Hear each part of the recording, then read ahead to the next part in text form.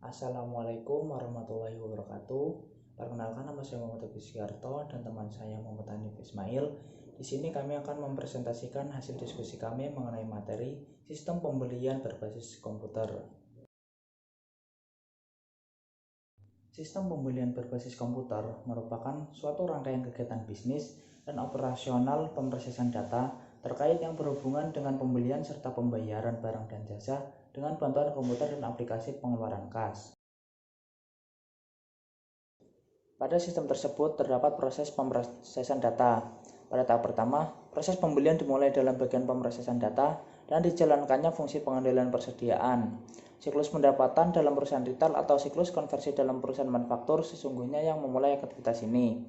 Ketika persediaan berkurang karena penjualan ke pelanggan atau penggunaan dalam produksi, sistem akan menentukan apakah barang yang ada di dalam file buku besar pembantu persediaan atau inventory subsidiary file telah jatuh ke dalam titik pemesanan ulangnya. Jika demikian, maka akan dibuat catatan file permintaan terbuka. Pada akhir jam kerja, sistem akan menyortir berbagai file permintaan terbuka berdasarkan nomor pemasok dan mengonsolidasikan beberapa barang pemasok yang sama ke satu permintaan. Kemudian, informasi surat menyurat pemasok akan ditarik dari file pemasok yang valid atau valid vendor file untuk membuat dokumen permintaan pembelian.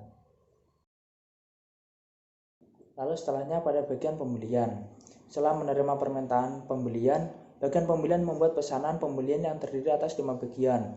Berbagai salinan itu dikirim ke pemasok, bagian utang usaha, bagian penerimaan, pemrosesan data, dan untuk file bagian pembelian sendiri.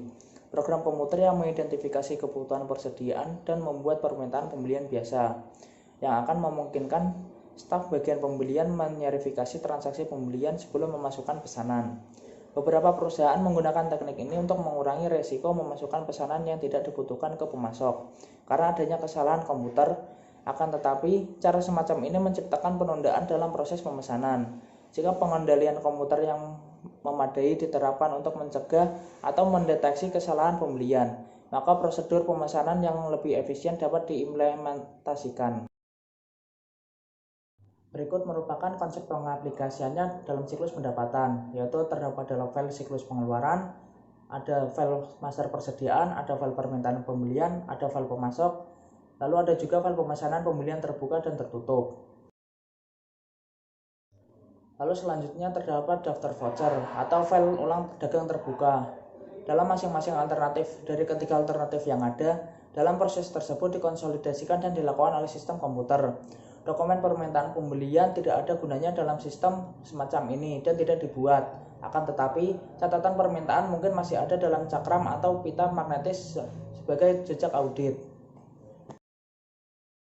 Lalu selanjutnya pada tahap 2, pesanan pembelian digunakan untuk membuat catatan pemesanan pembelian terbuka dan untuk mentransfer catatan yang terkait dalam file permintaan pembelian ke file permintaan pembelian tertutup. Lalu selanjutnya ke bagian permintaan. Ketika barang tiba dari pemasok, staf administrasi bagian penerimaan membuat laporan penerimaan. Salinannya akan dikirim ke bagian pembelian, utang usaha, dan pemrosesan data. Lalu selanjutnya pada tahap 3, bagian pemrosesan data menjalankan pekerjaan secara batch yang akan memperbarui file buku besar pembantu persediaan berdasarkan laporan penerimaan dan menyingkirkan tanda sedang dipesan dari catatan persediaan. Sistem akan menghitung total batch penerimaan persediaan untuk prosedur memperbarui buku besar dan kemudian menutup catatan yang terkait dalam file pesanan pembelian terbuka ke file pesanan pembelian tertutup. Lalu pada bagian utang usaha, ketika staf administrasi bagian utang usaha menerima faktur dari pemasok, dia akan merekonsiliasinya dengan berbagai dokumen pendukung yang sebelumnya dimasukkan ke dalam file tunda utang usaha. Staf administrasi kemudian akan membuat voucher, menyimpannya dalam file voucher terbuka, dan mengirimkan salinan voucher ke bagian pemrosesan data. Tahap 4, program batch akan menvalidasi berbagai catatan voucher dengan file pemasok valid, menambahkannya ke daftar voucher atau ke file buku besar pembantu utang usaha, serta membuat total back untuk dicatat ke akun pengendalian utang usaha dalam buku besar. Berikut ini adalah contoh flowchart sistem pembelian berbasis komputer. Prosedur pengeluaran kas. Bagian pemrosesan data. Tiap hari sistem akan meminta file tanggal jatuh tempo dalam daftar voucher untuk mencari yang telah jatuh tempo. Cek yang telah jatuh tempo akan dicetak dan tiap cek akan dicetak dalam voucher dan mentransfernya ke file utang usaha tertutup atau closed account file. Cek-cek tersebut bersama dengan daftar transaksi akan dikirim ke bagian pengeluaran kas. Terakhir, total batch dari akun utang usaha dan pengeluaran kas akan dibuat untuk prosedur pembaruan buku kas. Yang kedua, bagian pengeluaran kas. Staf administrasi bagian pengeluaran kas merekonsiliasi berbagai cek dengan daftar transaksi dan menyerahkan bagian cek yang dapat dipindah tangankan ke pihak manajemen untuk ditandatangani. Cek-cek tersebut lalu dikirim ke para pemasok. Satu salinan dari tiap cek dikirim ke bagian utang usaha dan salinan lainnya disimpan dalam bagian pengeluaran kas bersama dengan daftar transaksi. Bagian utang usaha. Setelah menerima berbagai salinan cek, staf administrasi bagian utang usaha mencocokkannya dengan voucher terbuka dan mentransfer berbagai cek ini ke file voucher tertutup. Proses siklus pengeluaran diakhiri di tahap ini. Implikasi pengendalian. Sistem otomatis. Yang pertama, perbaikan pengendalian persediaan. Keuntungan terbesar dari sistem otomatis back jika dibandingkan dengan sistem manual adalah perbandingan kemampuan untuk mengelola kebutuhan persediaan dideteksi ketika muncul dan diproses secara otomatis. Sebagai hasilnya, risiko pengakumulasi kelebihan persediaan atau kehabisan persediaan akan berkurang. Akan tetapi, selain keuntungan tersebut juga ada masalah dalam pengendalian.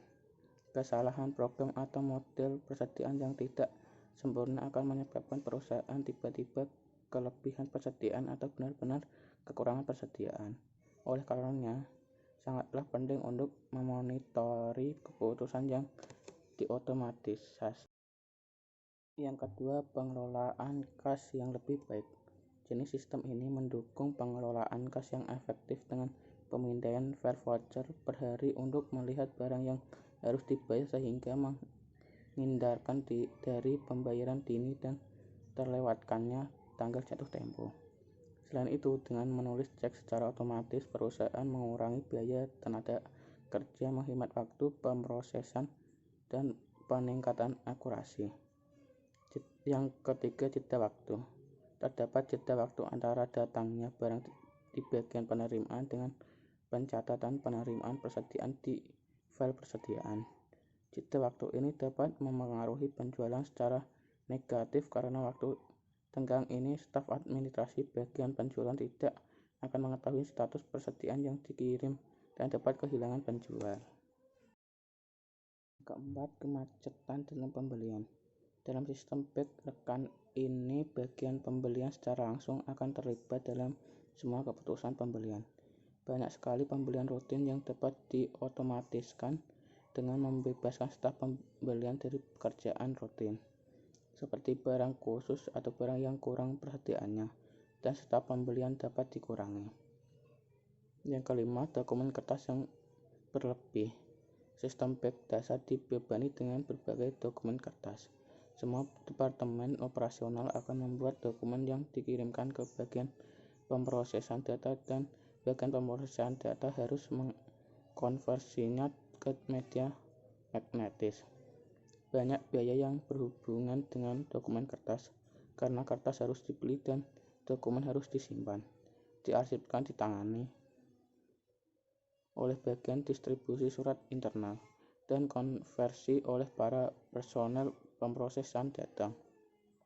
Perusahaan dengan transaksi yang sangat banyak akan mendapat banyak keuntungan dari pengurangan atau peniadaan dokumen kertas dalam sistemnya. Sistem yang direkayasa ulang. Sistem ini menangani banyak kelemahan operasional yang ditemukan dalam sistem back biasa. Secara khusus, bagian penting dalam sistem ini adalah Satu, sistem ini menggunakan prosedur real-time dan file akses langsung untuk mempersingkat waktu tenggang dalam pencatatan. Dua, sistem ini menindakkan berbagai prosedur manual rutin melalui otomatisasi. Tiga, sistem ini mewujudkan pengurangan dokumen kertas secara signifikan dan dengan menggunakan komunikasi elektronik antara berbagai dokumen dan dengan menyimpan berbagai rekod dalam media akses langsung. Akan tetapi, berbagai perbaikan operasional ini memiliki implikasi dengan pengendalian berikut ini. Pemisahan tugas. Sistem ini menghilangkan pemisahan mendasar antara pemrosesan otorisasi dengan transaksi. Di sini berbagai program komputer akan mengotorisasi dengan memproses pesanan pembelian, serta mengotorisasi dan menerbitkan cek untuk para pemasok. Pengendalian catatan akuntansi dan akses. Sistem ini melihat catatan akuntansi secara eksklusif dalam disket magnetis untuk mempertahankan integritas berbagai rekod ini. Perusahaan harus mengimplementasikan pengendalian yang membatasi akses ke disket tersebut. Akses tidak sah ke rekod magnetis menimbulkan konsekuensi yang sama dengan akses ke bagian dokumen sumber, jurnal, dan buku besar dalam lingkungan manual. Sekian presentasi dari kelompok kami. Apabila terdapat banyak kesalahan, kami mohon maaf. Wassalamualaikum warahmatullahi wabarakatuh.